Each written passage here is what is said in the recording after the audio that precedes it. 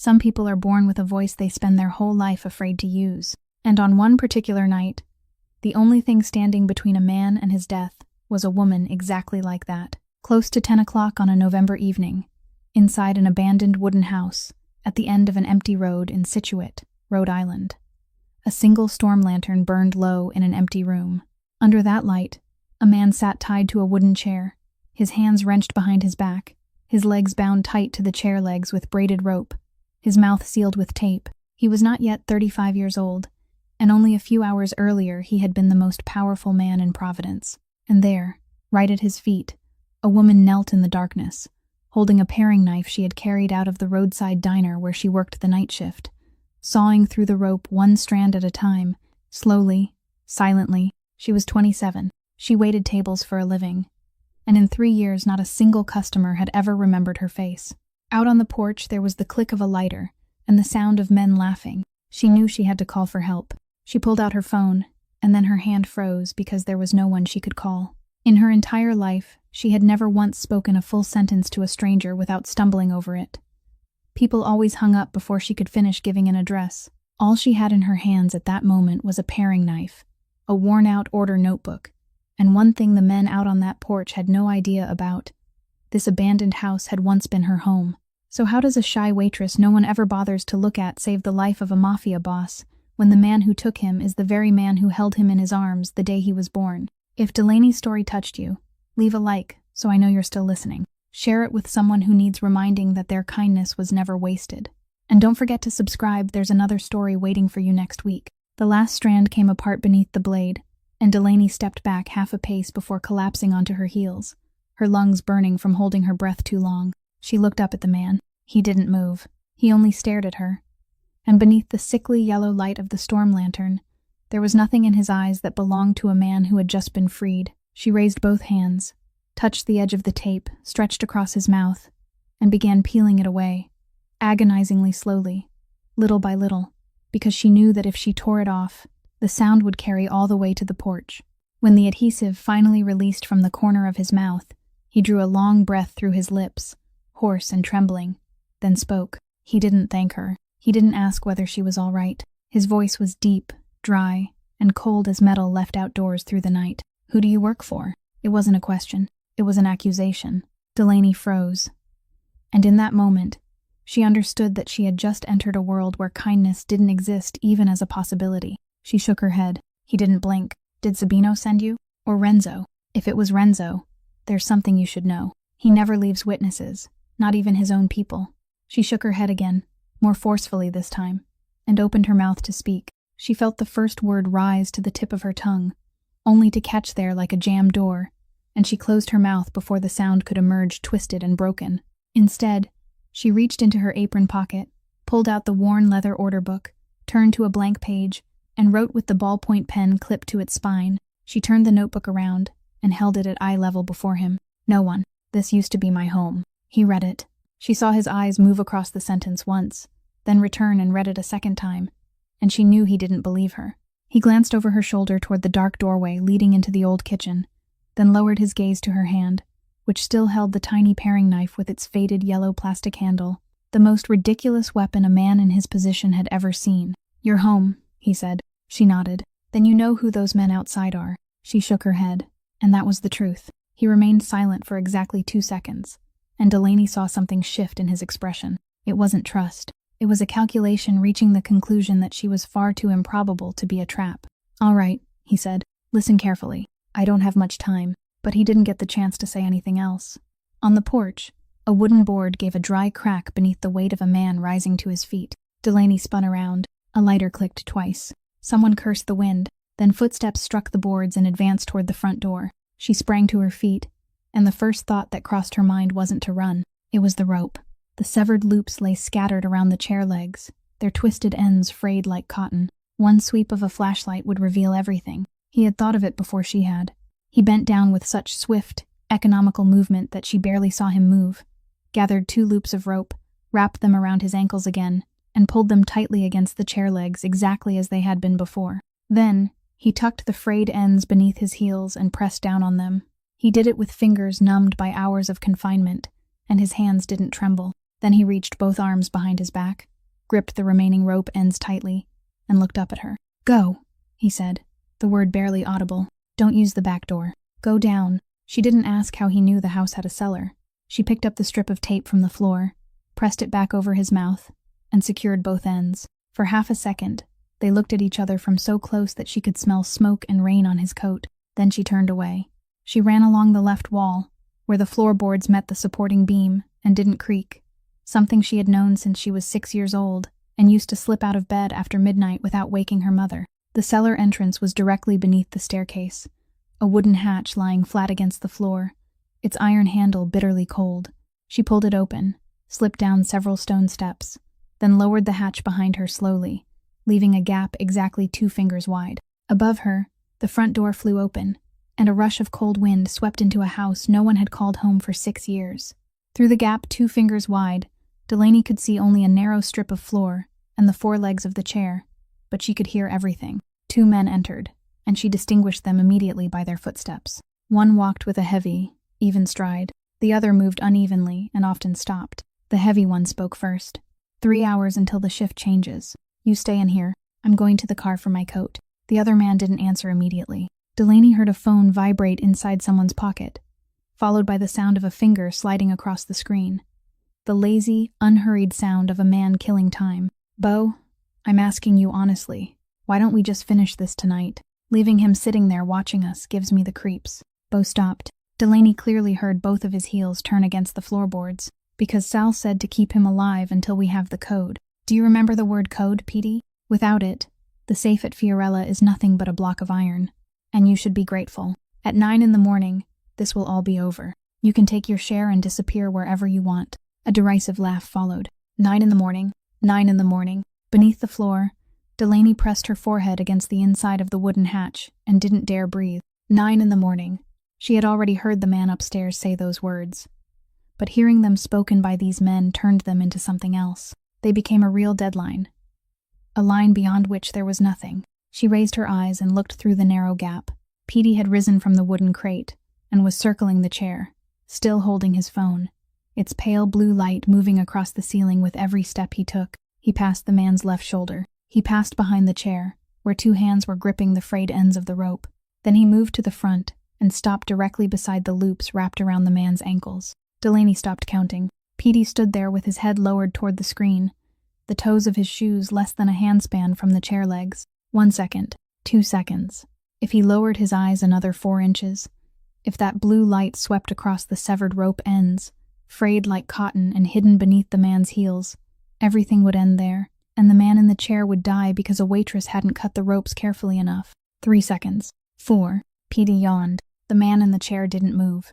He sat with his back straight, his head slightly lowered, his eyes half closed like a man who had reached the edge of exhaustion and was slowly slipping into unconsciousness. Delaney realized he was acting. He was doing it perfectly, with the composure of someone who had sat in rooms far more dangerous than this one. Petey gave one of the chair legs a light kick. The chair shuddered. The man jerked his head up and made a muffled, strangled sound through the tape. Exactly the sound a person would make after being gagged for 4 hours. Not half a beat too soon, and no louder than necessary. Petey laughed. "You awake now, boss?" Then he walked away. He walked away, and Delaney nearly collapsed onto the stone steps, her entire body trembling with adrenaline that had nowhere left to go. At the other end of the room, Beau was searching through something. Then Delaney heard him utter a short curse. "He still hasn't called back?" "Who?" "Ansel." Silence followed. "You said he went to Fall River." "He did. Sal sent a message from the old man's phone at 3 in the afternoon, saying there was a shipment at the Fall River docks that needed someone standing guard. He left at 5. His phone hasn't had a signal since." Beau paused, then continued in a lower voice. "I'm only going to say this once. If Ansel comes back sooner than expected, you and I won't be enough." Footsteps receded toward the porch. The door closed. Then there was silence. Beneath the house, Delaney sat motionless in the darkness, while the 3 pieces of information she had just heard arranged themselves into a shape she didn't want to see. 9 in the morning was the deadline. The man in the chair would remain alive only as long as he didn't reveal a string of numbers, and the only person who could come to save him had been sent 25 miles away by a message he believed had come from the person he trusted most. Delaney waited through 30 beats of her own heart before pushing open the cellar hatch. She returned by the same path, keeping close to the left wall, and when she knelt beside the chair, the man already had his head raised and was waiting for her.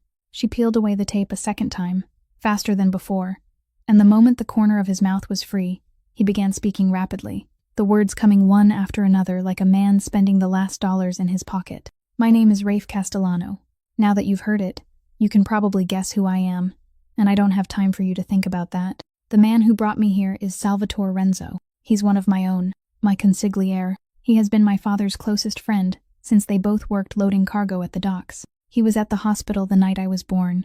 He held me before my father had the chance. For 34 years, I've trusted him more than I would have trusted my own brother, if I had one. He stopped and drew a breath, and Delaney saw his shoulders tremble once, whether from the cold or something else she couldn't tell. At 9 tomorrow morning, I'm supposed to be in a conference room on the second floor of the Biltmore Hotel in Providence. A federal agent will be waiting for me there. I'm bringing the complete records of the family. All of them. The port, the dock workers union, the transportation companies, the things that were recorded and the things that were never written down anywhere. I'm surrendering everything. For 9 months, I've sat in windowless rooms negotiating every line with them, and last week, we finished. At 9 tomorrow morning, I'm supposed to sign. Delaney sat back on her heels. She had prepared herself for many possible answers, but not this one, and for a moment, she could only stare at him, this man whose name the entire state spoke in whispers, sitting bound inside her childhood home and telling her that he was dismantling his own world with his own hands. He understood her expression. You're wondering why. She didn't nod, but he continued as though she had. My mother died last April. She spent 3 weeks in the hospital. During the final week, she couldn't say much, but one afternoon, she took my hand and said, "Bring it into the light, Rafe. Don't let my grandchildren grow up fearing the phone ringing at midnight the way I did."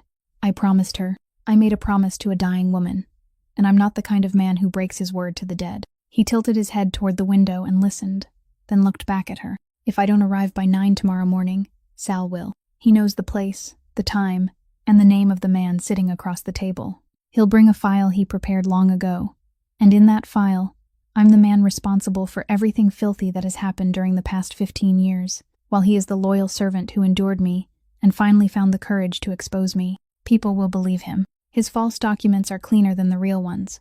I'll spend the rest of my life in prison for things he did himself.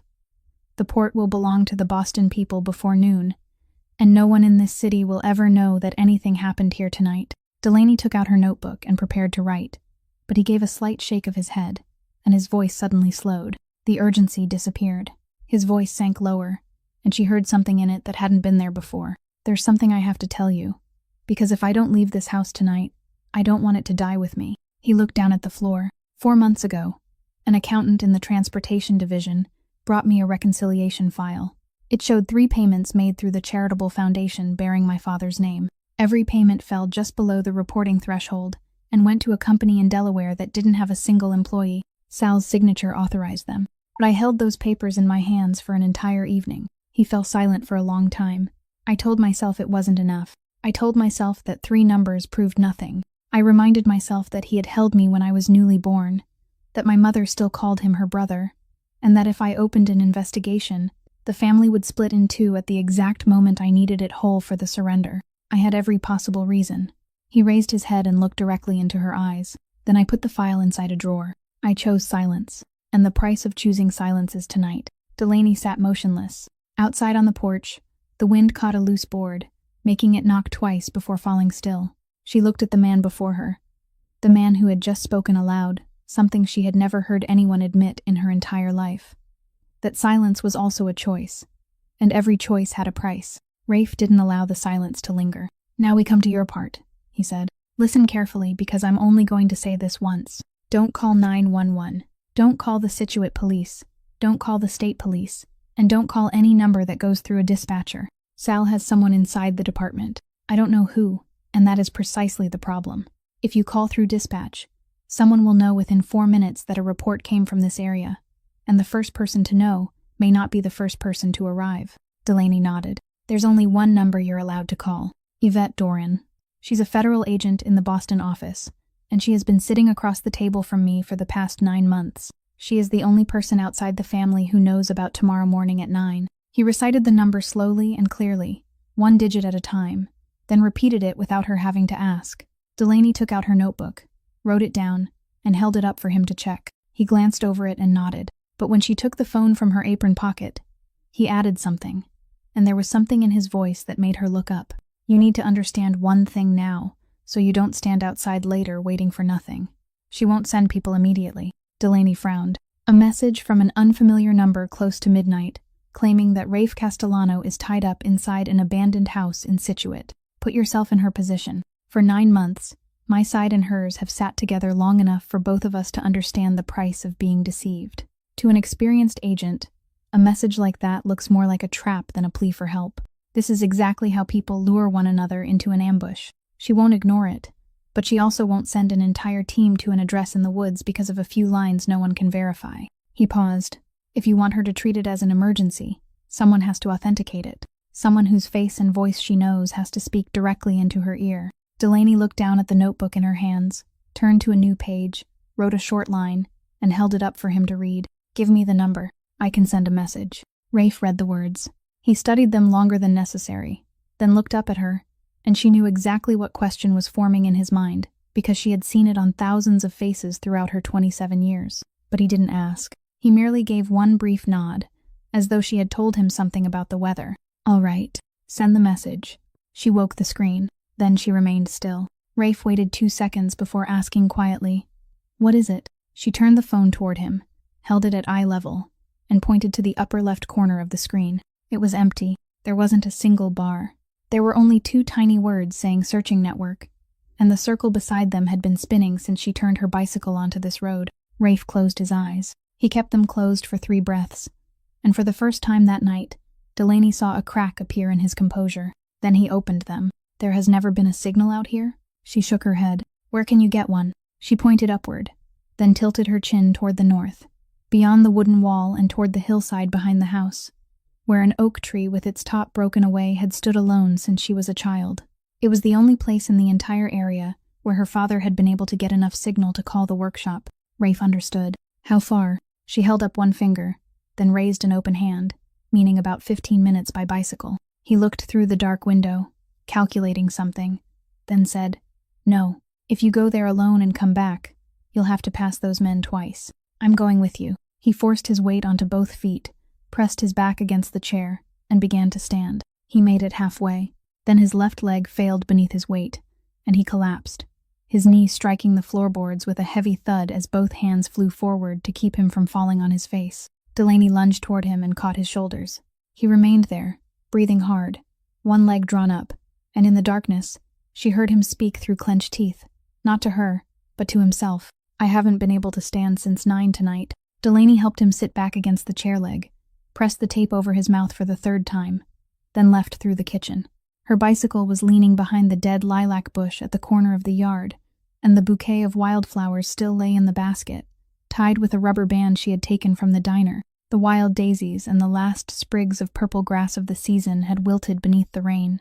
She had barely touched the handlebars when a flashlight beam struck her face. Don't move. Petey stood 7 or 8 paces away at the corner of the house, holding the flashlight in one hand while the other was already inside his coat.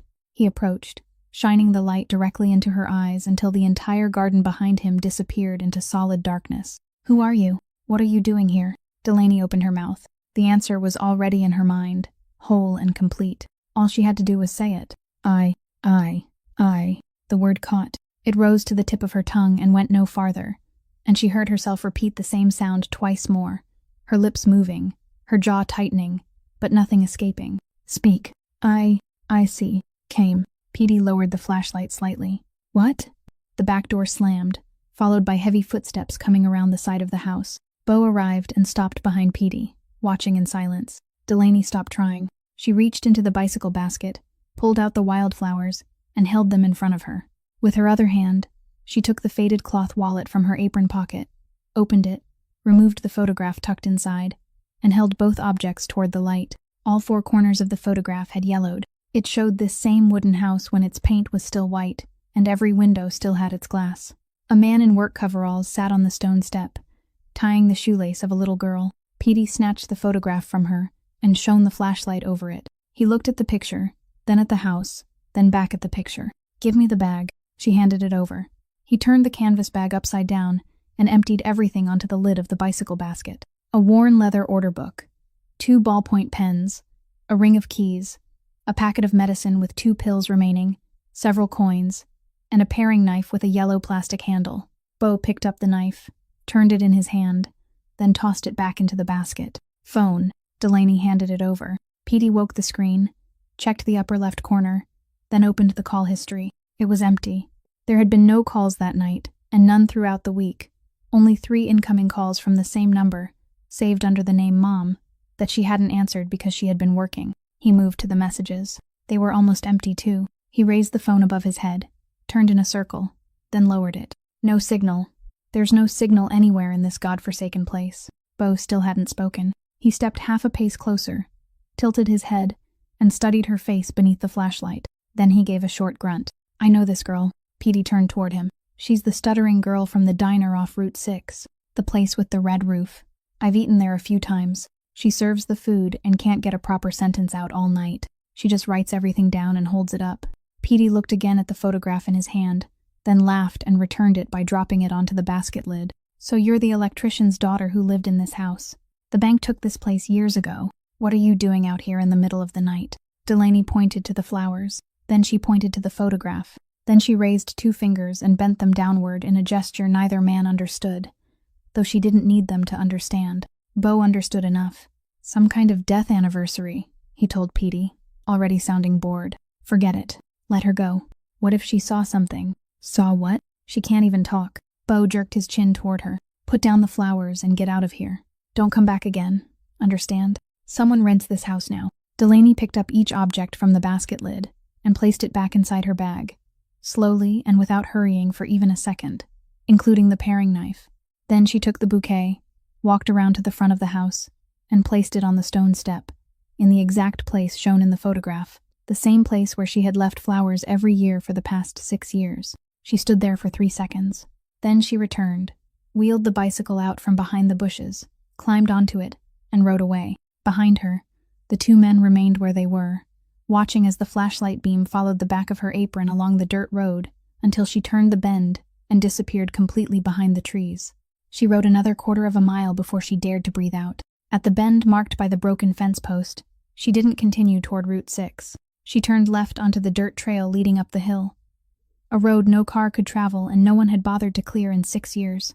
She made it halfway up the slope before she had to dismount and push the bicycle. The tires sank into the mud, dead leaves clung to the spokes, and the drizzle settled across her face in a layer of cold moisture that wasn't quite enough to be called wet. She pushed the bicycle all the way to the summit, to the place where the oak tree with its broken top stood alone like a pillar meant to hold up the sky that had been snapped in half. Her father had always called this place the telephone booth. She leaned the bicycle against the trunk, took out her phone, and raised it above her head. Nothing. She walked another 10 steps toward the eastern slope, where the ground opened completely, and raised it again. The screen lit up. The network search circle turned once and disappeared, and in the upper left corner, a single bar appeared. It was thin and weak, the lowest possible signal, trembling as though it might vanish at any moment. Delaney planted her feet and didn't dare move. Using the thumb of the same hand holding the phone, she opened the messaging screen. She entered the number she had written in her notebook and checked it 3 times, 1 digit at a time. Then she began typing. She typed quickly, very quickly, because this was the only thing in the world she could do faster than anyone else. Rafe Castellano is being held inside the abandoned wooden house at the end of Hope Furnace Road in Scituate. It is the only house at the end of the road and has no number. 2 men are guarding him. One is named Beau, the other Petey. Salvatore Renzo planned this and will return. They are keeping Rafe alive until they obtain a safe code. 9 tomorrow morning is the deadline. Don't call the local police. I wrote this message because I can't make a phone call. She read it once more. Then she pressed send. The small circle beside the message began turning. It turned. It continued turning. Delaney stood motionless beneath the drizzle, with one hand raised above her head, her eyes fixed on that circle as she counted silently. 1, 2, 3, all the way to 30, then 40. The signal bar flickered once and disappeared. She took 2 steps to the right. It returned.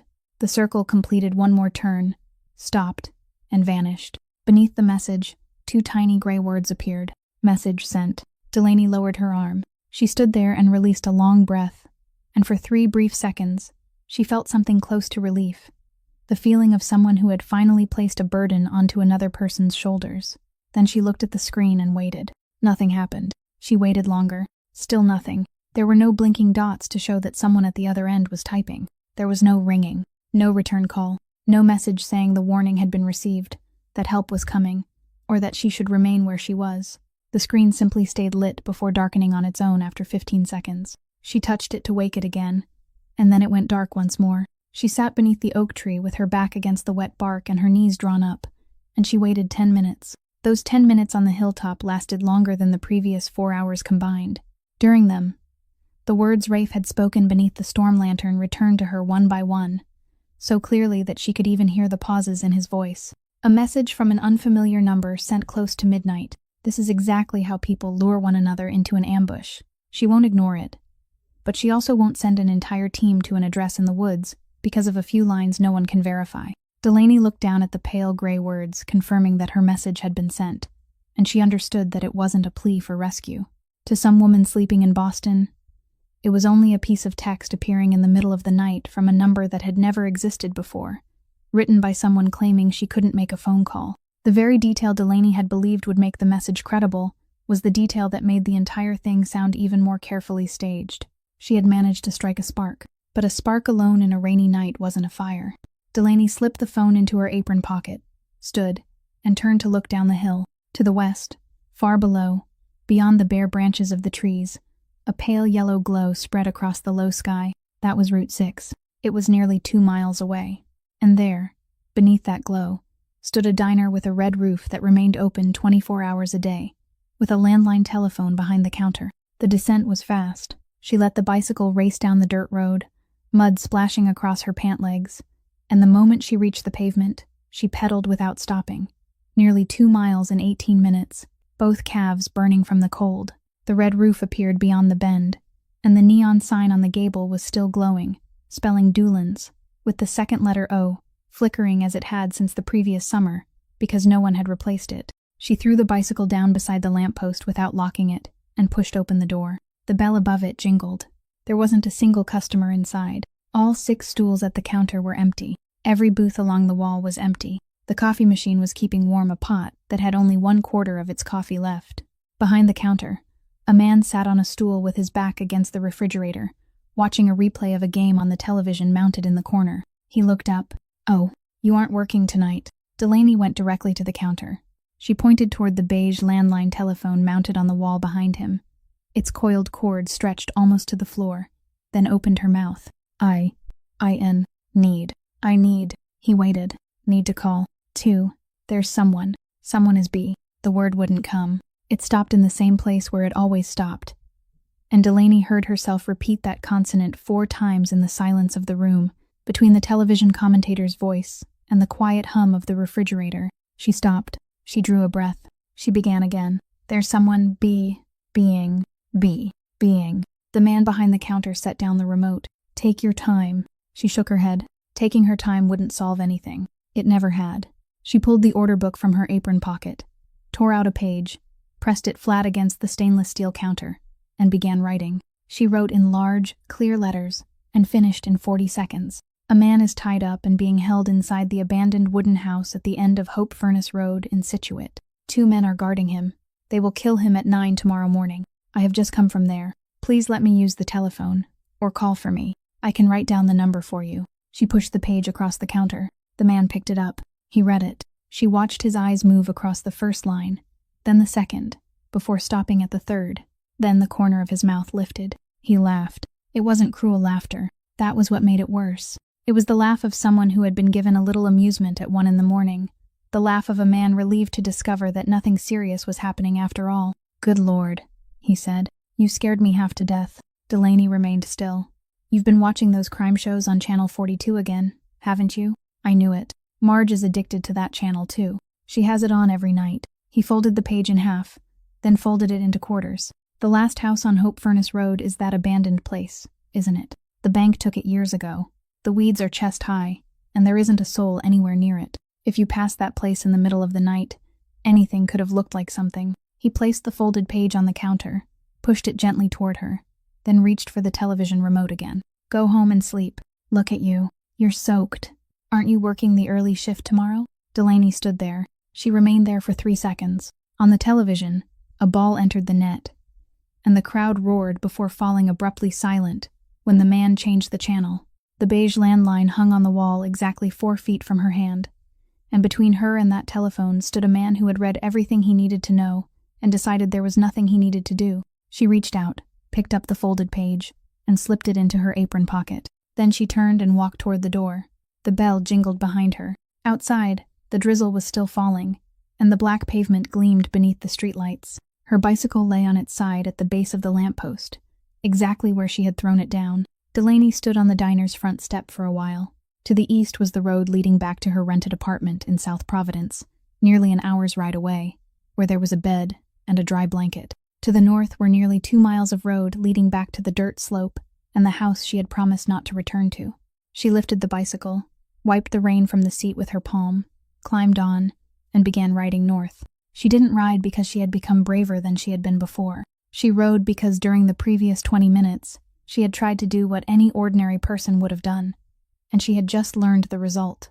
That result had told her something so simple that she couldn't pretend she hadn't understood it. No one else was coming.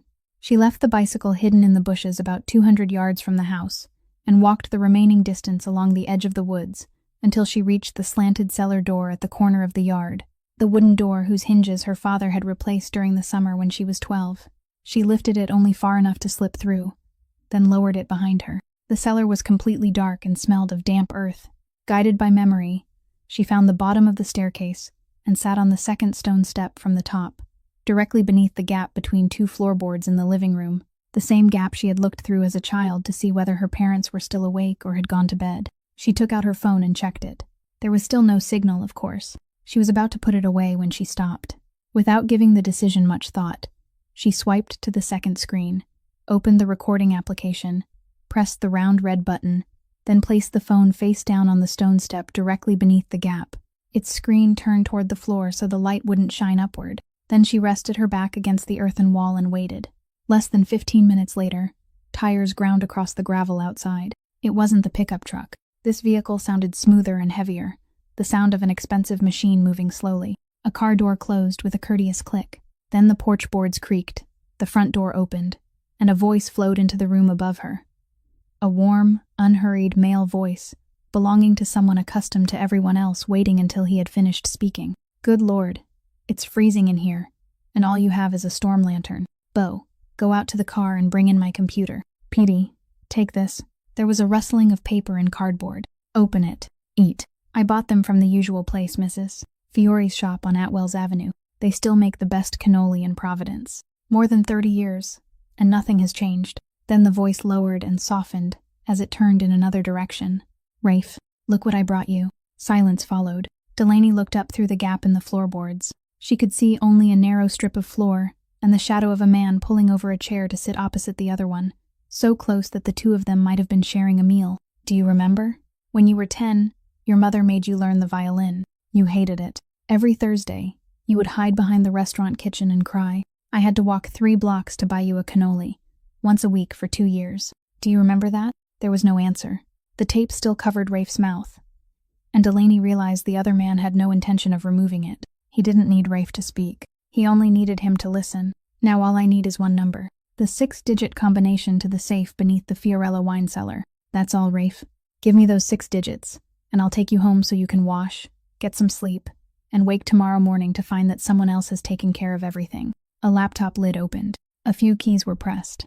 Then the voice continued, still even and still warm. And it was that warmth that sent a deeper chill down Delaney's spine than any shouting could have done. "I'm angry with you. Do you know that? Not because of what you intended to do. I'm angry because you did it without saying a single word to me. 9 months, Rafe. For 9 months, you sat in those rooms with federal agents while I continued sitting at your dinner table every Sunday evening. You looked into my face, and you said nothing." He sighed. "And for what? A promise to your mother. You loved her. I know. I loved her too. I knew her before she married your father, but she has been in the ground for over a year. We're still up here. 200 people, Rafe. 200 families survive because of that port. You were going to take every one of us and lay us on the table before a dead woman." He stopped, and when he continued, his voice had grown quieter, almost a whisper.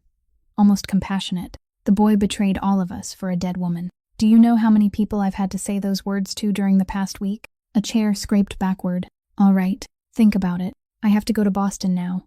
The people there have been waiting for me since this evening, and I can't leave them sitting there. I'll return at 6 in the morning. His footsteps moved toward the door, then stopped. Bo, leave the pastry box for him. Don't eat all of it. The footsteps went 3 paces, then stopped. No, wait. He returned to the room. The chair was pulled back into place. Bo, take the tape off him. There was the sound of adhesive peeling away, then Rafe drawing a breath, followed by his voice, hoarse, low, and completely calm, the same composure Delaney had heard throughout the night. Hello, Uncle Sal. There. It's good to hear you speak. Silence followed. 6 digits, Rafe. There are no 6 digits. Rafe, that safe has a biometric lock. It opens with my fingerprint or Ansel's. You've had access to my office for 20 years. You know that perfectly well. The typing stopped. You're lying to me. Take me there and find out. I place my hand on it, and it opens. But you don't dare take me out of this house, do you? Delaney heard the laptop close with a short, hard snap. When the other man spoke again, the warmth in his voice had grown thinner. It hadn't disappeared completely. It had merely thinned like a layer of paint being scraped away. Do you know what your problem is? You're exactly like your father. He was the same way, always believing he was smarter than the entire board. I've given you more chances than I can count, Rafe. And every time, you choose the most difficult path.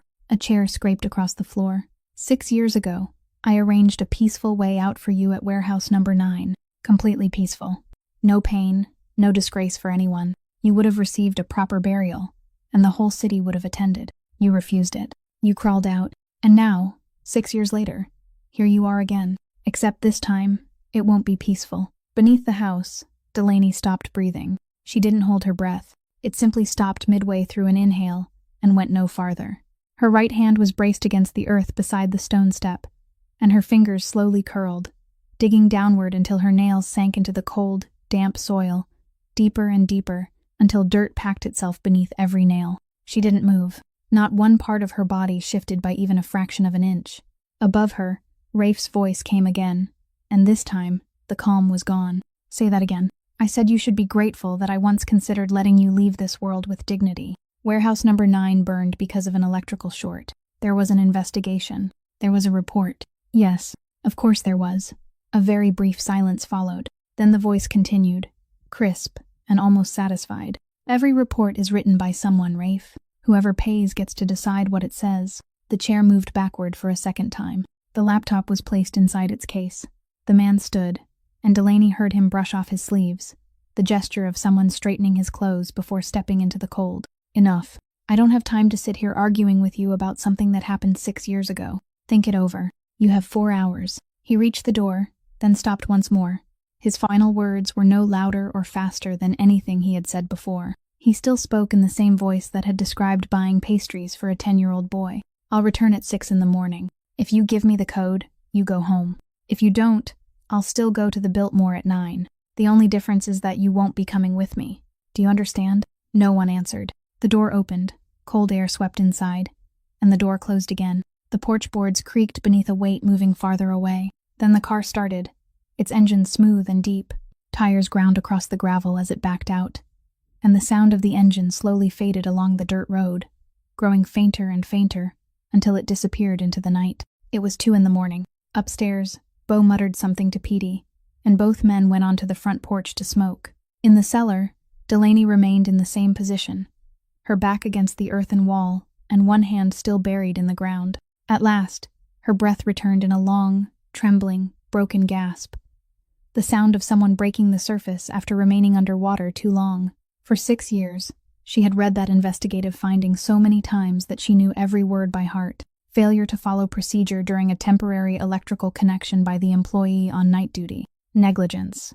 She sat there in the darkness as her entire body began to tremble, not from the cold, and she had to raise her other hand over her mouth to keep herself from making a sound. 10 minutes later, the footsteps of the 2 men left the front porch and moved around into the yard, followed by the opening and closing of the pickup truck doors. Bo turned on the heater, and the steady sound of the idling engine carried through the wooden wall. Delaney picked up the phone from the stone step, slipped it into her apron pocket, then pushed open the cellar hatch. She moved along the left wall as she had twice before, and by the time she knelt beside him, Rafe had already turned his head toward her. The tape was no longer covering his mouth. "You heard everything," she nodded. He studied her for 1 second, then set the matter aside because he had 3 hours and 50 minutes remaining, and he understood priorities. Ansel won't return in time. Doran hasn't acted. That means there is only you and me. Delaney had already taken out her notebook. This time, however, she didn't write a single line as she had before. She turned past 3 blank pages, braced the notebook against her knee, and began to draw. First, she drew a rectangle. Then she divided it with short, decisive lines, never hesitating over a single one. Rafe leaned sideways to see. She completed the outline of the house, marked a dark dot at the outer edge beside the left wall, then drew a winding line from that dot into the building. She tapped the point twice with the end of her pen, then pointed through the window toward the low sound of an engine running somewhere outside. A sound they had both heard throughout the night without noticing. Rafe understood immediately. The generator. She nodded, tapped the winding line again, and extended it to the kitchen window she had circled. He looked at the drawing and asked one question. "How long has this house been disconnected from the power grid?" She held up 6 fingers. He nodded once. "So if we shut that down, everything goes dark. No emergency lights. Nothing." Delaney continued drawing. She sketched a narrow hallway running through the center of the house, then counted its floorboards with parallel marks. When she reached the 3rd, she shaded it heavily, drawing over it again and again until the pen tore through the paper. She continued counting until she reached the 7th and did the same. She looked up at him, then used 2 fingers as legs and placed them on the page. She walked those fingers along the hallway, around the 3rd board, then around the 7th, keeping close to the inner edge where the floorboards met the supporting beam. "The boards creak," he said. 3 and 7. She nodded. "Since when?" She pointed to herself, then lowered her hand to the height of a 6-year-old child. Rafe said nothing. She drew the final section. In the lower right corner of the rectangle, she drew a small slanted trapezoid separated from the main body of the house. From it, she drew a thin line through an area filled with countless tiny dots. The line continued for a long distance, all the way to the bottom of the page, where it met a horizontal line beside which she wrote Route 6. With one decisive stroke, she connected the trapezoid to the road. Then she added a small note in the margin. "Nearly 2 miles. My father's trail. No one knows it still exists." Rafe took the notebook. He held it in both hands, brought it closer to the storm lantern, and studied the page for a long time. He examined the dark point marking the generator, the 2 floorboards shaded until the paper had torn, the slanted trapezoid at the corner of the yard, and the narrow path running through the woods to the paved road. He studied it long enough that Delaney began to feel uncomfortable and reached toward the notebook to take it back. Then he looked up. She had prepared herself for the expression she always received. The softening eyes, the slight tilt of the head, the corners of the mouth drawing into a small smile. The look people gave a child who had accomplished something beyond what anyone expected of her. She had received that look from customers in the diner, from bank employees, from doctors, and from the man working the night shift only 2 hours earlier. But Rafe didn't look at her that way. He looked at her like someone who had just placed something on the table that he hadn't known existed. There was no pity, no gentleness, only astonishment, direct and undisguised. The astonishment of a man who had spent his life in rooms filled with powerful people and had just realized that for the past 4 hours he had misjudged the only person capable of saving him. "You know this house," he said, "better than all the men standing outside combined." Then he returned the notebook to her. "Keep drawing. Show me where they keep the bar that braces the cellar door." She finished drawing the wooden bar that braced the cellar door, a short diagonal mark beside the trapezoid, then closed the notebook. Outside, the pickup truck's engine continued idling. Rafe sat with his back against the chair leg and his head tilted backward. He remained silent so long that she thought he had fallen asleep. Then he spoke, and she immediately understood that this time he wasn't speaking to her. "People say that in a fire, the smoke kills you before the flames can reach you. That's true. I didn't feel any heat. I only felt heavy." She sat without moving. 6 years ago, I was 28. I had taken my father's place only 3 months earlier, and I believed I knew everything. Someone told me to go to warehouse number 9 at the Provport docks at 10 that night to resolve a problem with a shipment. I went alone because I wanted to prove that I could. I drank something in the office inside. I don't remember when I sat down. He looked up at the dark ceiling. By the time I awakened, there was already smoke. It was so thick that I couldn't see my own hand. I crawled about 30 feet before my strength gave out. I lay there with my face against the concrete floor, and I knew with absolute certainty that I was going to die. I wasn't afraid. That was the strange part. I only felt regret, though even now, I couldn't tell you what I regretted. Outside, the pickup door opened and closed. Both of them fell silent. Then the steady sound of the heater resumed, and Rafe continued. Someone grabbed the back of my collar. I couldn't see his face. I could only see his work coveralls, the kind with reflective stripes around the sleeves, and a hard hat. He pulled me across the floor. I heard his boots striking the concrete, and he was gasping as he dragged me because I was much heavier than he was. He pulled me to the western loading door, where there was a gap about 2.5 feet high, then pushed me through it. He paused. He lowered me onto the pavement. I lay on my back and looked up, but I still couldn't see his face clearly because the fire department lights were shining from behind him. He struck my shoulder twice and said, "Stay there, son. I'll be right back. There are 2 more men on duty inside." The storm lantern gave a quiet crackle.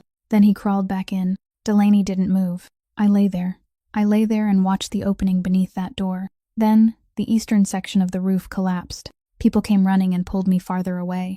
I couldn't stand. I remained on the ground, staring at that opening the entire time, and he never came back out. He spoke the words with perfect calm, and that calm made them harder to hear than anything else that night. The following morning, I sent people to ask what had happened. They told me that 2 workers on the night shift had died inside the warehouse, along with an electrician. I didn't ask his name. I didn't attend the funeral. I told Sal to send money to the families through 3 layers of intermediaries so no one could trace it, a large sum, and I told myself the debt was paid. He was silent for a long time. For 6 years, I've continued telling myself those same words. The debt was paid. Then he shifted, reached inside his coat, searched the inner pocket over the left side of his chest, and removed a small object. He held it out on his palm. It was an old steel Zippo lighter. Most of its plating had worn away along both edges, and its case was covered in scratches. This was lying on the ground where he left me. At some point, I must have closed my hand around it. No one saw it until they pried my fingers open at the hospital. He turned it toward the lantern. There are 2 initials engraved on it. They're almost completely worn away, but you can still read them. Delaney held out her hand. He placed the Zippo in her palm. It was cold and heavier than she expected, and she knew exactly where the dent in its lower right corner had come from, because she had been the one who dropped it onto the tiled kitchen floor when she was 8 and received a severe scolding for it. She pressed her thumb over the 2 letters engraved into the case. She didn't need to look. She raised her head and stared directly into his eyes. Then she spoke aloud, slowly and clearly, 1 word at a time, without stumbling once. "Wendell Marsh." "My father." Rafe said nothing. He looked at her, then at the Zippo in her palm, then back at her face, and Delaney saw the moment when every piece inside his mind arranged itself into a single line. He opened his mouth, but she raised a hand to stop him. She placed the lighter on the floor between them. Then she took the phone from her apron pocket, woke the screen, and swiped to the 2nd page. The recording application was still running. The timer in the center of the screen had passed 30 minutes. Rafe stared at it.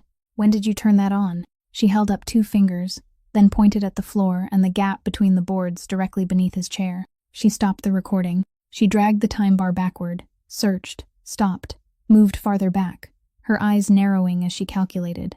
Then she placed the phone on the floorboards between them, reduced the volume to its lowest setting, and pressed play. There was static, the creaking of the floorboards. Then came a man's voice, warm and unhurried, distorted slightly from passing through the gap in the wood but clear in every word. "6 years ago, I arranged a peaceful way out for you at warehouse number 9. Completely peaceful. No pain, no disgrace for anyone. You would have received a proper burial, and the whole city would have attended. You refused it. You crawled out." Then Rafe's voice. "Warehouse number 9 burned because of an electrical short. There was an investigation. There was a report."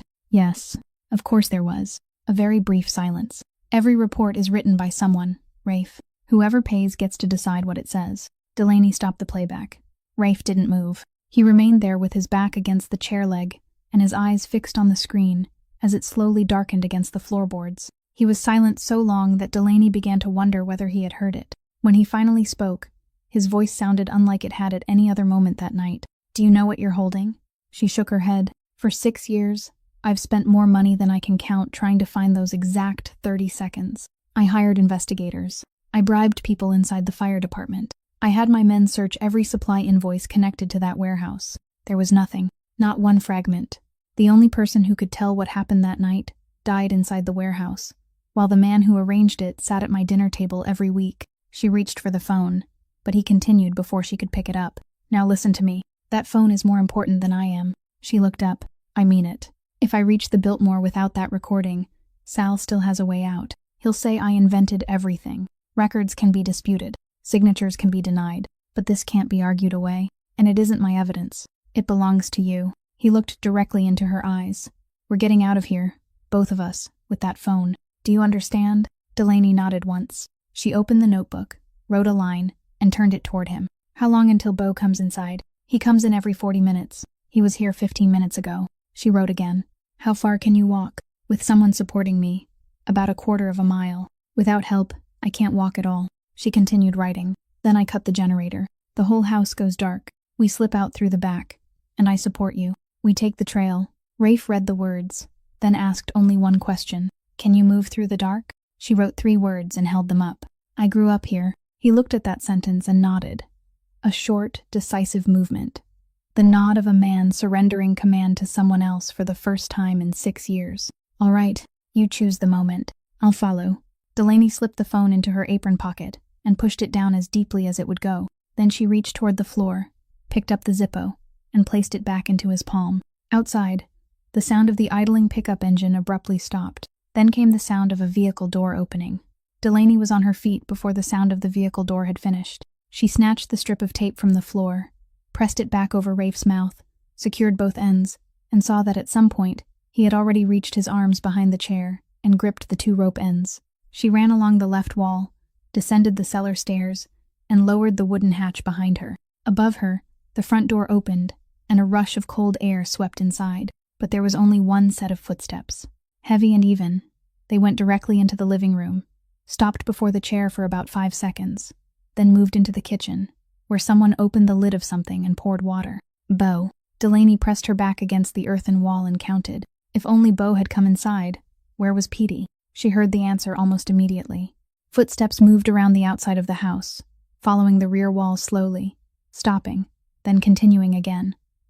The pace of a man completing a patrol because his shift required it, without expecting to find anything. Those footsteps passed above her, crossed over the cellar ceiling, and moved gradually toward the eastern corner of the yard, toward the slanted cellar door. Delaney sprang upright. Outside, the footsteps stopped. Something gave the wooden door a light kick, then silence. She knew exactly what had happened. The wooden brace for the cellar door, the bar her father had made to keep the hatch from lifting during storms, the bar that had rested diagonally across 2 iron hooks beside the door for the past 6 years, was standing upright against the wall where she had left it, after slipping into the cellar. She hadn't returned it to its proper place. Beau.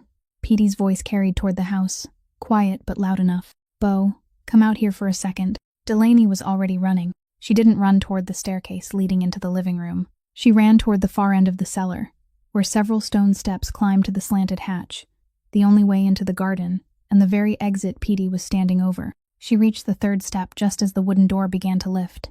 A flashlight beam swept downward, a streak of white moving along the earthen wall to her right, less than 8 inches from her shoulder. She pressed herself into the recess beneath the stone staircase, the place where she had hidden as a child whenever her mother called her to take a bath. Petey descended. He came down 4 steps, moving the flashlight in a slow circle across old bottles and jars, rotten wooden shelves, and potato sacks that had decayed long ago. There's nothing here, he called upward. Probably the wind. But he descended another 2 steps. When he reached the bottom, when his entire body had dropped below ground level and the flashlight was pointed toward the cellar's farthest corner, Delaney left the recess, climbed 4 stone steps in 4 completely silent strides, and launched herself through the opening. She rolled onto the wet grass. Then she turned, seized the edge of the wooden hatch, and threw her entire weight against it. The door slammed against its frame with a tremendous crash. She grabbed the wooden bar leaning beside the wall, lifted it, and threaded it through the 2 iron hooks so that it lay diagonally across the hatch, exactly as her father had taught her to do through so many storm seasons. Beneath it came a shout, followed by fists pounding against the wood. Hey, open this. Delaney was already running. She raced along the rear wall toward the west and the kitchen corner. Behind her, the front door struck the wall, and Beau's voice rang across the yard. His feet pounded over the porch boards, hit the ground, then ran east toward the pounding beneath the cellar hatch. She had 90 seconds, perhaps less. She reached the kitchen corner, where a low window had once been opened by her mother, to throw out the water used for washing vegetables. Directly beneath that window, a black electrical cable lay across the ground and disappeared into the house. Delaney dropped to her knees and followed the cable with both hands, tracing it outward to the yellow generator roaring beneath a rain tarp. Behind her, the pounding against the cellar door continued in a steady rhythm, and Bo was shouting something she couldn't make out. She seized the cable where it entered the generator, crouched low to brace herself, and pulled backward with the full weight of her body. The plug tore free from the socket. The house went dark. It didn't fade gradually. Everything vanished at once. The single electric bulb in the living room died instantly, plunging the entire house into absolute darkness. And for the next 2 seconds, the world contained nothing except the generator dying away and fists pounding against the cellar door at the other end of the house. Then Bo shouted. Delaney was already on her feet and running. She reached the back entrance, the kitchen door whose hinges had squeaked since she was in 2nd grade, and opened it the only way it could be opened silently, lifting it slightly before pushing. The interior was completely black, but complete darkness made no difference. She crossed the kitchen in 11 steps, circling the place where the stove had once stood, though it had been removed years ago and she avoided it only from habit, then reached the entrance to the hallway. At the far end, a flashlight beam swung wildly through the darkness, and heavy footsteps advanced slowly and uncertainly, while one hand scraped along the wall. Who's in here? Delaney pressed her back against the left wall, keeping close to the inner edge where the floorboards met the supporting beam. She stepped forward. First step, second step. On the third, she moved diagonally, crossing over the third floorboard without touching it. The flashlight swept across her face, passing less than 2 feet from the tip of her nose before moving elsewhere. She continued. 4, 5, 6. She lifted her foot and stepped across the 7th board. At the exact moment her foot touched the floor, the light swung sharply back. A hand seized her shoulder. It tightened around the fabric of her apron, large and powerful, and there was nothing she could do against it. Delaney was jerked half a step backward. She didn't struggle. She didn't possess the strength to break that grip, and she had known it before the hand ever touched her. Instead, she reached both arms into the darkness on her right, toward the place where she knew a metal shelving unit as tall as a man had stood against the wall for 6 years, the shelf where her mother once kept flower pots and a watering can. She seized its second crossbar and pulled it down behind her. The shelving unit toppled. It fell diagonally across the hallway, struck the opposite wall, and crashed beneath the feet of the man standing there, together with several clay pots that shattered against the floor. The hand released her shoulder. There was a stumble, a curse, and the sound of the flashlight striking the floorboards and rolling away, its beam spinning once before coming to rest against the base of the wall. Delaney was already gone. She slipped through the narrow gap between the fallen shelf and the kitchen door frame, turning her shoulder exactly as she had as a child whenever her mother blocked the passage and ordered her to bed. Then she turned, slammed the kitchen door, and dropped the iron bolt into place. Something struck the other side. Then a shoulder drove into the wood once, then twice. The door shook, but the bolt held. The same bolt her father had installed during the winter her grandmother died. Delaney didn't remain to hear more. She crossed the kitchen, entered the living room, and walked directly to the chair through the darkness without searching for even a second. "It's me," she said, stumbling over the first sound but refusing to stop. Stand up." Rafe had already freed himself from the ropes. He pressed one hand against the floor, gripped the chair with the other, and pushed himself halfway upright. Delaney slipped her shoulder beneath his right arm, wrapped her arm around his back, seized the fabric over his ribs, and locked her hold. "I'm too heavy," he said. "You can't support me." She didn't answer. She straightened, and he rose with her. He stood almost a full head taller, and weighed nearly twice as much, and the entire weight of his left side came down on her narrow shoulder, pressing until both of her knees began to tremble. She held firm. On the first step, he nearly collapsed. The second was better. Behind them, the kitchen door shuddered again, while at the opposite end of the house, the pounding against the cellar hatch still hadn't stopped. She pulled him toward the hallway. It was darker there than in the living room, and the flashlight lying on the floor beyond the kitchen door cast a thin line of light through the gap beneath it, just enough for Delaney to see the edges of the boards. She counted. 1, 2. She lowered her shoulder and pulled him into a long step to the side. "Step over it." His foot came down beyond the third board. There was no sound. 4, 5, 6. He breathed rapidly beside her ear, each breath short and hot, and every time he placed his weight on his leg, his entire body trembled. Again, she raised her shoulder and pulled him into a second long step. The seventh board passed beneath the sole of his shoe without making a sound. Behind them, something struck the kitchen door again. Then again, the wood around the screws began to split. Delaney didn't look back. She pulled him to the end of the hallway, turned right, and reached the narrow back bedroom that opened directly toward the woods. Delaney unlocked the low wooden window she had used countless times as a child and pushed the frame wide. Cold air and the smell of rotting leaves rushed into her face. Behind them, the iron bolt tore free from the kitchen door frame with a dry crack, and the door slammed against the wall. Footsteps pounded through the kitchen and into the living room. Then Beau shouted into the empty room. "He's gone! With that girl!" Delaney helped Rafe get his legs over the sill first. He braced his right arm against the damp ground outside and lowered his weight as carefully as he could, Delaney catching him from behind as she slipped through after him. They both rolled onto the wet grass beneath the shadow of the trees, well clear of where Petey was still pounding beneath the cellar hatch at the far corner of the yard. Above them, the sky held no stars. Inside the house, footsteps were running toward the hallway. Delaney stood, slipped her shoulder beneath his arm again, and began moving. Across the garden, through grass reaching their knees, over the place where the fallen wooden fence lay flat against the earth, into the woods. Inside the forest, the darkness was absolute. There were no shapes at all, only the ground beneath their feet and tree trunks suddenly appearing close to their faces. Delaney moved from memory. Her feet recognized the trail by the firmness of the leaves beneath them. A path wide enough for 2 feet side by side that 6 years of forest growth hadn't completely erased, and she held to it as though it were a rope. Rafe said nothing. He only breathed. Every step on his left leg broke that breath in half. Behind them, growing more distant, came the sound of men calling to one another in the yard. Then the wooden brace being torn from the cellar door, followed by 2 men arguing. A flashlight beam swept across the treetops at the edge of the woods, moving left and then right. Delaney pulled Rafe lower and continued. 100 yards. 200 yards. His hand tightened more and more around the fabric at her shoulder, not to hold on, but because of the pain. 300 yards. She heard water. A creek crossed the path ahead, where her father had once laid 2 planks to form a bridge, though only one remained. She searched for it with her foot, guided Rafe across first, then followed.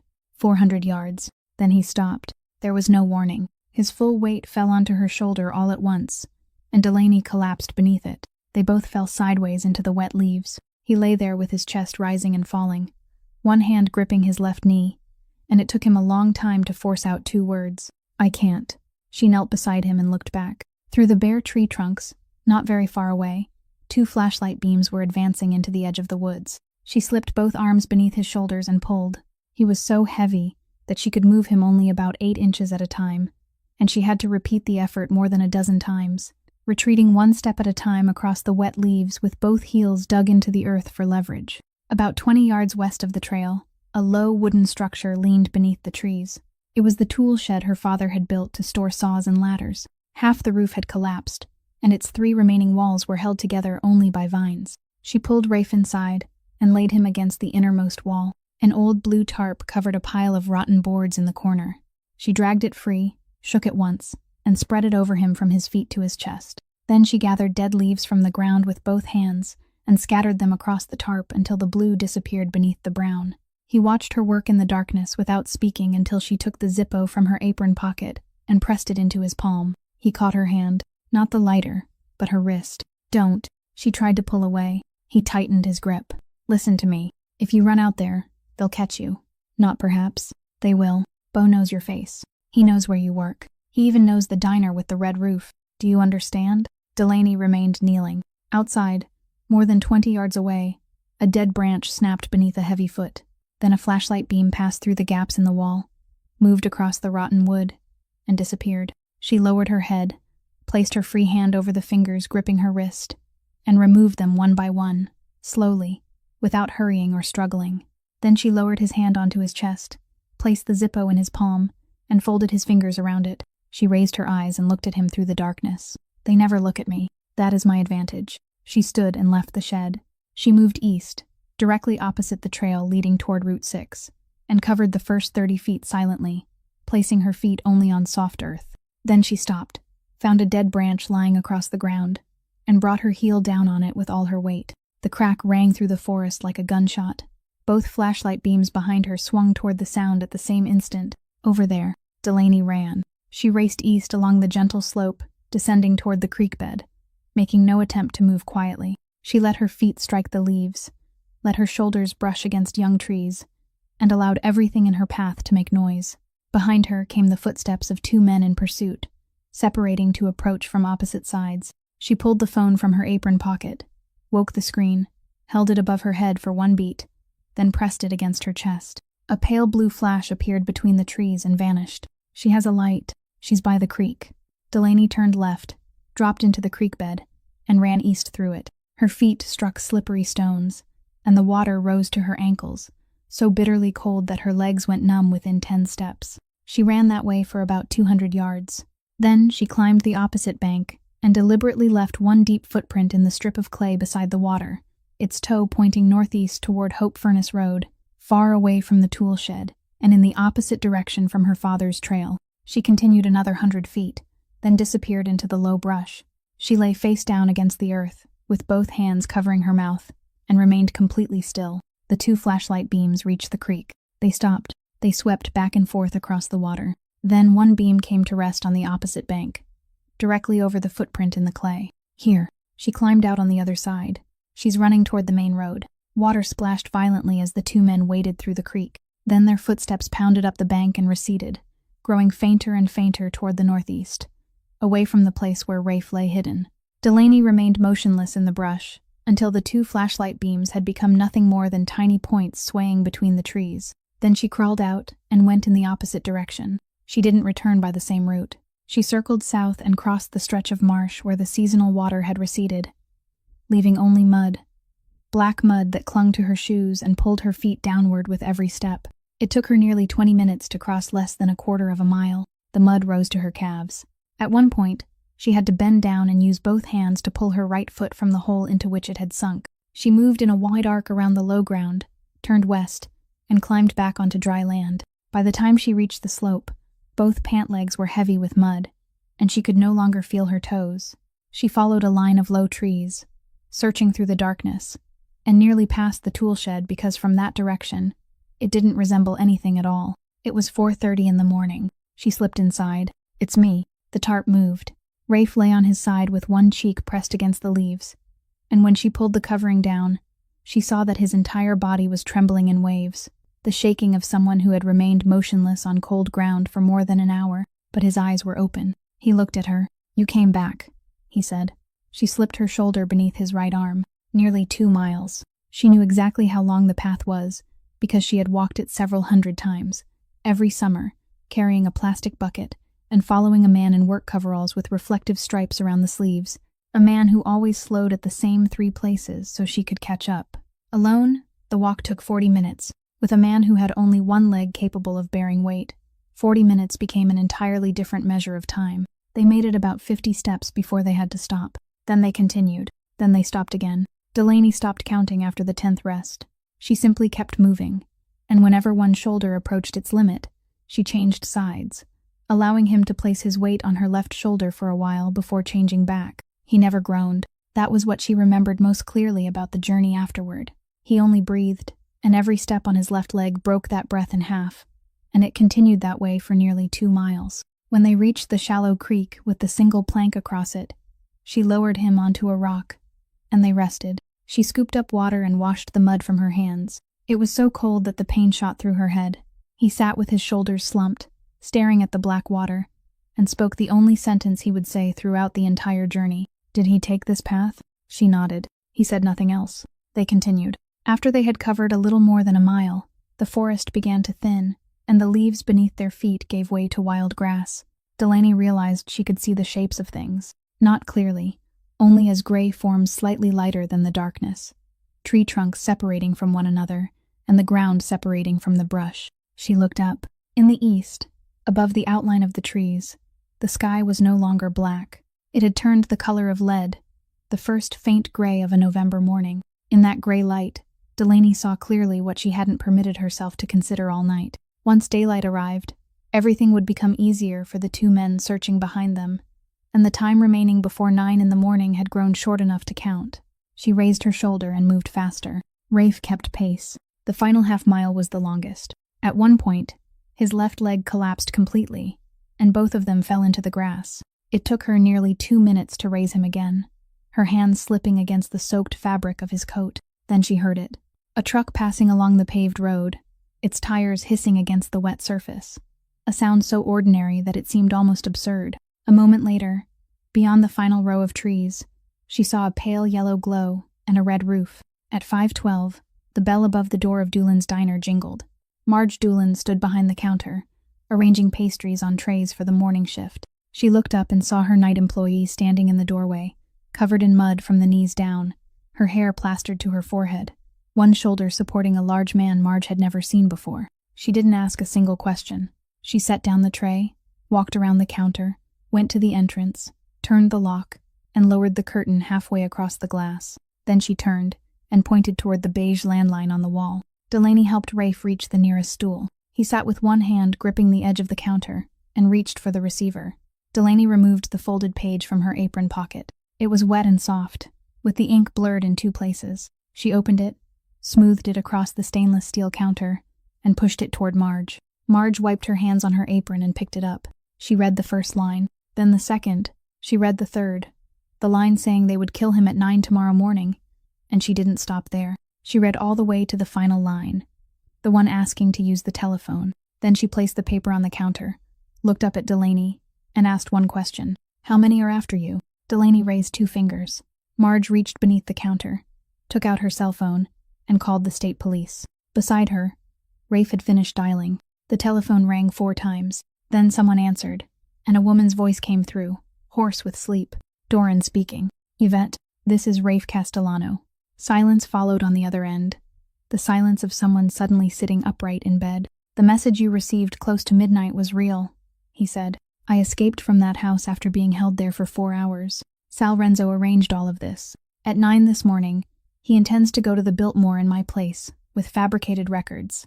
I'm at Doolin's diner on Route 6 in Scituate. 2 of his men are searching for me within a 2-mile radius.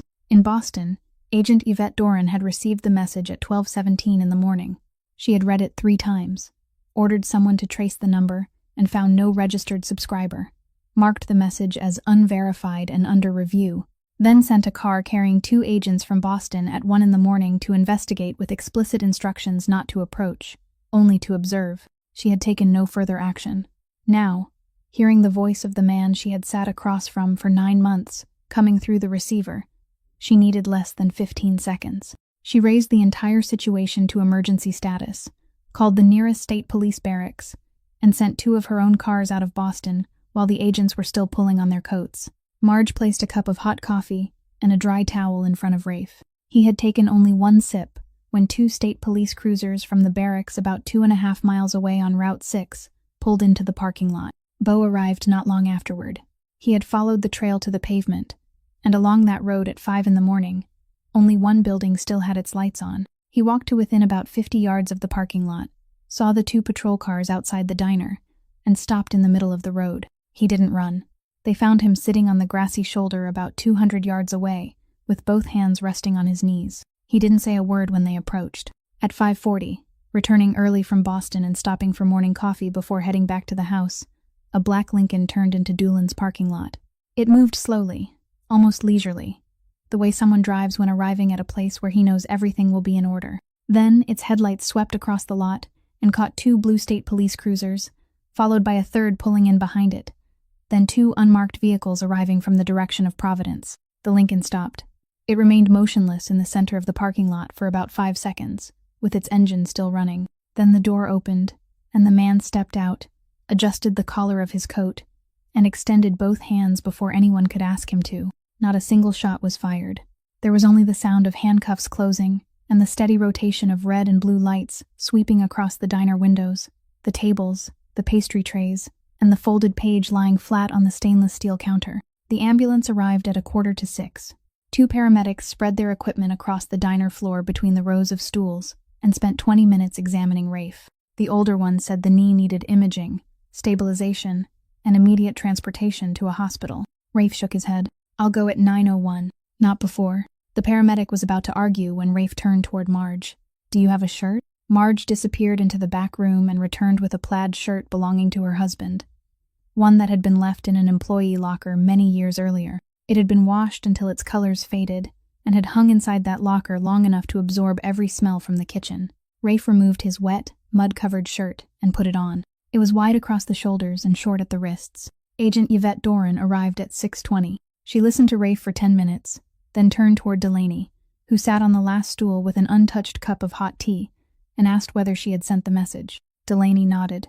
She took the phone from her apron pocket, opened the recording application, and placed it on the counter. Doran listened to the entire 2-hour and 40-minute recording in the car, wearing headphones and saying nothing throughout the journey from Scituate to Providence. At exactly 9 o'clock, the door to the conference room on the second floor of the Biltmore Hotel opened. Rafe Castellano entered on a pair of crutches borrowed from the medical station, his left leg temporarily immobilized. He still wore the plaid shirt, broad at the shoulders, and when he sat down, everyone in the room could smell the frying grease embedded in its fabric. No one mentioned it. He placed a metal box and a hard drive on the table, then surrendered everything. The port, the dock workers' union, 3 transportation companies, 11 years of double books, names of people, names of ships, container numbers, the transactions that had been recorded, and those that had never been written anywhere. The meeting continued until nearly 1 in the afternoon. Salvatore Renzo was charged with 11 offenses.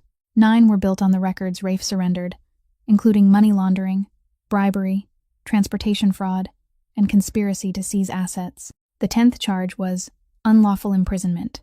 The 11th was something no one in the conference room had anticipated that morning, not even the people who had followed Renzo's activities for years, because it wasn't contained in any file. It existed in 30 seconds of an audio recording, captured by a cheap phone through a gap in the floorboards of an abandoned house. Those 30 seconds were transferred to the State Fire Investigation Unit that same afternoon.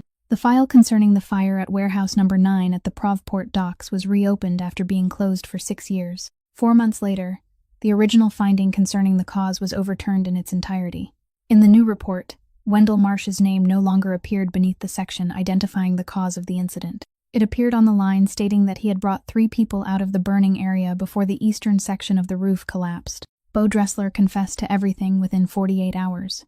Petey Krall was taken into custody near the house at 7 that morning, and confessed even faster. Ansel Barlow returned to Providence close to noon, and the first person he went to see was Doran. He brought the phone containing the false message sent from Sal Renzo's number at 3 the previous afternoon.